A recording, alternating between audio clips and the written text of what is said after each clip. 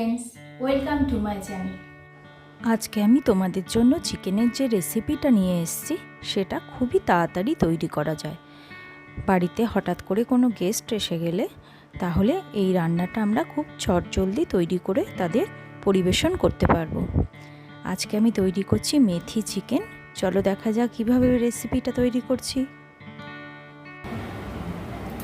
এই জন্য দেখো আমি নিয়ে নিয়েছি চিকেন, সব রকমের পিসই আমি মিলিয়ে নিয়েছি। এই চিকেনটাকে আমি ম্যারিনেট করে রাখার সময় পাচ্ছি না, এতটাই অল্প সময় রান্নাটা করতে হবে, অথচ সুসেদ্ধও করতে হবে। সেজন্য প্রথমে আমি এই চিকেনটাকে শুকনো লঙ্কার গুঁড়ো আর হলুদ দিয়ে মাখিয়ে নিয়ে ভেজে নেব। চিকেনটার মধ্যে প্রথমে আমি বেশ খানিকটা হলুদ দিয়ে দিচ্ছি আর দিয়ে দিচ্ছি শুকনো লঙ্কার গুঁড়ো। ঝাল টেস্টের জন্য শুকনো লঙ্কার গুঁড়োটা দিচ্ছি। তোমরা হয়তো ভাবছো যে চিকেনের মধ্যে আমি লবণ কেন ইউজ করছি না। আমি এখন লবণটা ব্যবহার করছি না, কারণ লবণ মাখিয়ে নিয়ে ভাজলে চিকেন থেকে জল বেরোতে শুরু করবে আর খুব ভালো মতো এটা ভেজে নেওয়া যাবে না।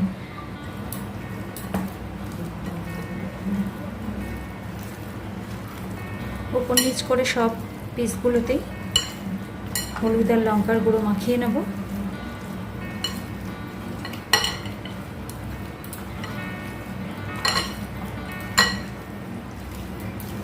সময় অল্প, অথচ টেস্টি একটা রান্না তৈরি করতেই হবে।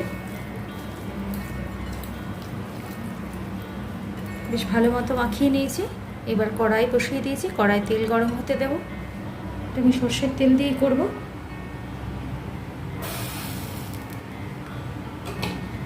প্রথমে চিকেনটা ভেজে নেওয়ার মতোই তেলের পরিমাণটা নিয়ে নেব।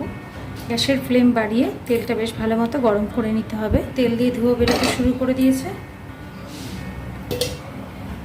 এবার আমি এতে একে একে চিকেনের পিসগুলো কয়েকটা করে দিয়ে ভেজে নেব। খুব বেশি ভাজবো না, জাস্ট এপাশ ওপাশ করে একটু ভেজে নেব।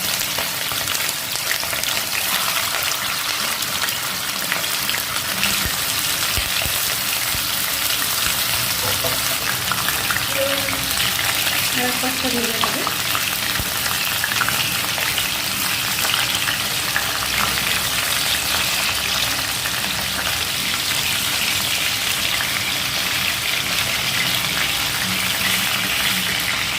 বেশি করে ভাজবে, মাংসটা শক্ত হয়ে যাবে।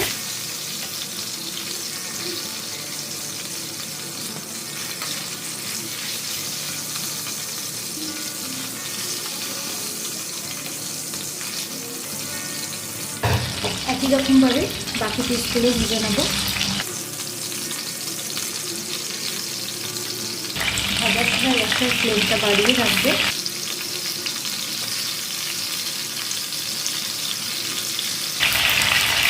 সমস্ত পিসগুলো ভালো মতো ভেজে নিয়ে ফিরে আসছি। পুরো চিকেনটাকে আমি ভেজে নিয়েছি হলুদ আর লঙ্কার গুঁড়ো দিয়ে। খুব বেশি কড়া করে ভাজিনি, আবার একদম অল্পও নয়, মোটামুটি একটা ভাজা তৈরি করে নিতে হবে। এবার আমি বাকি রান্নাটা করব।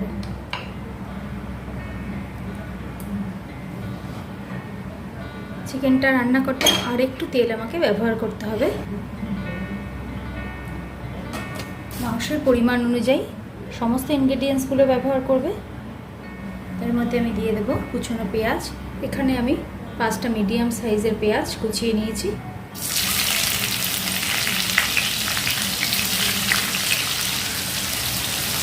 পেঁয়াজটা হালকা লালচে করে ভেজে নেব।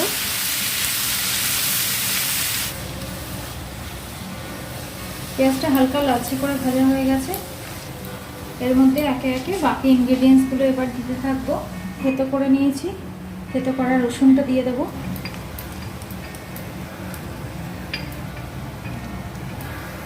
আদা দিয়ে দেবো।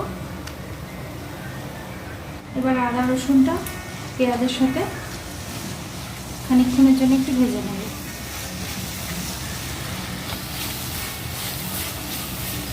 আদা রসুনটা ভাজা হয়ে গেছে। আর দিয়ে দেব হলুদ, কাশ্মীরি লঙ্কার গুঁড়ো,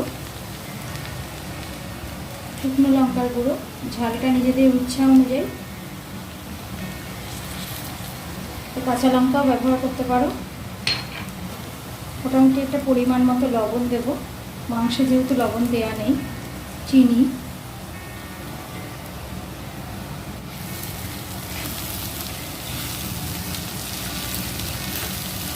এবার এগুলো সব আবার একটুখানি কষিয়ে নেব।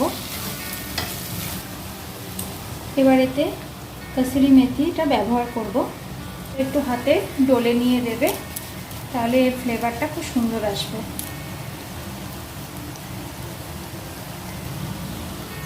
এটা যেহেতু মেথি চিকেন, এতে একটু কাসুরি মেথির পরিমাণটা বেশি করে ব্যবহার করতে হবে।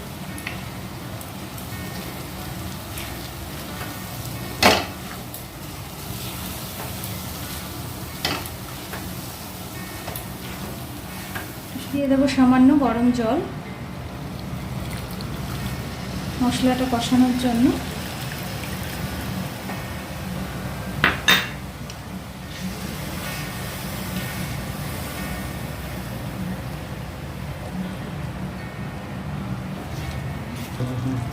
একটু সামান্য জিরের গুঁড়ো দিচ্ছি, এটা ইচ্ছা অনুযায়ী ব্যবহার করতে ইচ্ছা করলে করতেও পারো, আবার নাও দেওয়া যেতে পারে।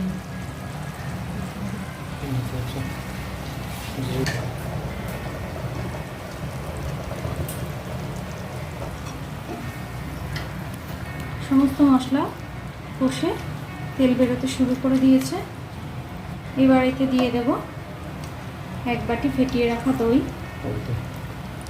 এটা টক দই ইউজ করবে।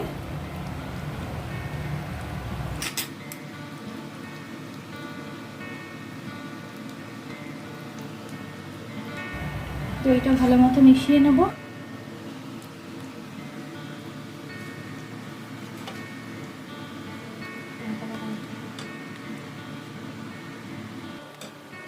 দইটা ভালো মতো মেশানো হয়ে গেছে। এবার এতে আমি ভেজে রাখা চিকেনের পিসগুলো দিয়ে দেবো।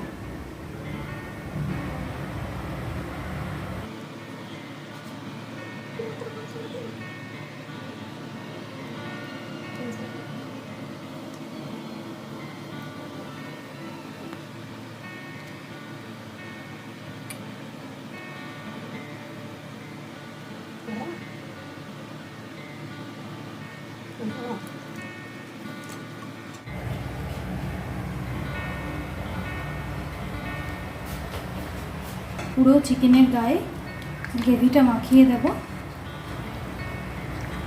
চিকেনটা সেদ্ধ হওয়ার সাথে সাথে চিকেন থেকে প্রচুর জল বেরোবে, আর তাতেই চিকেনটা নরম হয়ে যাবে।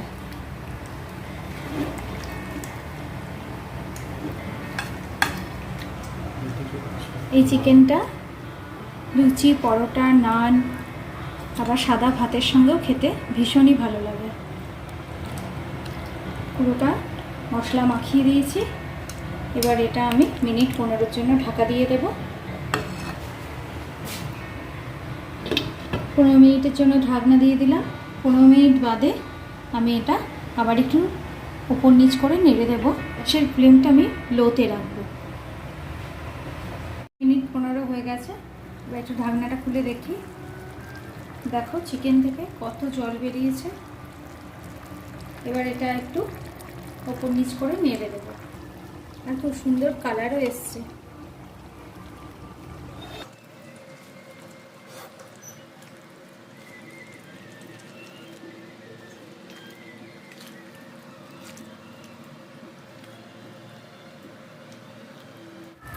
আবারও মিনিট 15 জন্য চাপা দিয়ে দেব।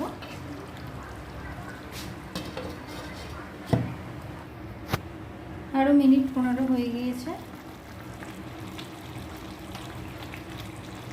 মেথি চিকেন রান্না করা কমপ্লিট। চিকেনটাও খুব সুন্দর নরম হয়েছে, দেখো।